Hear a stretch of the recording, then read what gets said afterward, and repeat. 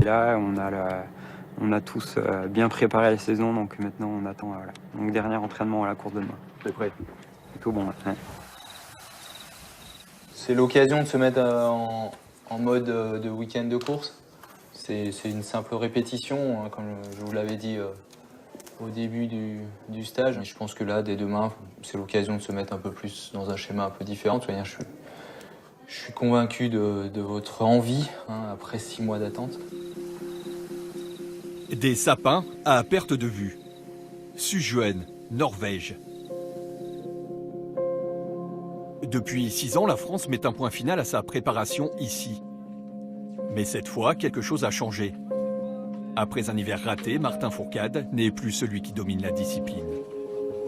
Traverser jusqu'au coup de cul.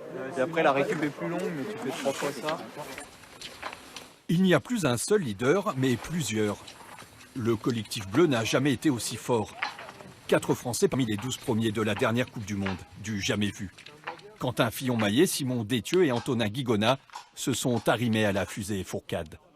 Ça fait 2 ans qu'avec Quentin, Simon, on arrive à soutenir Martin dans un premier temps et puis pourquoi pas à le dépasser quand lui est moins bien. Peut-être que s'il n'était pas là, on n'a peut-être pas avancé aussi vite que ça. Donc voilà, il a amené une équipe de France à son plus haut niveau. Les autres devant et lui derrière, après 7 ans de règne absolu.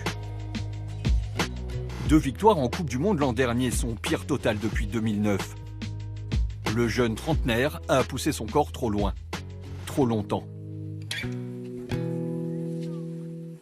Il y a des petites choses qui ont changé, l'envie de privilégier la récupération plutôt que sur la séance de plus.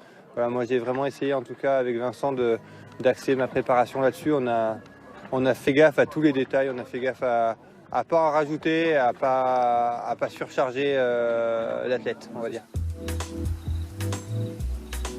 Retrouver les sommets, ou y rester. Le biathlon français est un petit clan qui fait corps. Ici, on est en famille, et quand le chef dérape, les lieutenants montent au créneau. Tout le monde est satisfait de ce qu'il fait, de là où il en est, et c'est ça qui est chouette. Donc il n'y a pas de jalousie quoi, parce que tout le monde réussit. Nettoyer sa carabine après chaque entraînement. Un rituel qu'il est le seul à s'imposer. Fourcade, le méticuleux, a toujours l'envie. C'est aussi voilà, cette faculté à se faire plaisir et qui parfois est un peu déconnectée du résultat. Justement, l'an dernier, j'en suis le meilleur exemple. J'ai gagné 2 courses, mais à aucun moment j'ai pris du plaisir. Cette année, j'ai envie de prendre du plaisir et si j'en gagne, ça sera plutôt la récompense de ce plaisir-là. Premier test grandeur nature le week-end dernier en Norvège. Un sprint sous la neige. Pour cette pré-Coupe du Monde, les 3/4 des meilleurs mondiaux sont là. En l'espace de 10 km, Martin Fourcade redevient le meilleur, ou presque. 3e de la course, mais premier français. Il y a du plaisir, il y a de l'application, il y a de la concentration.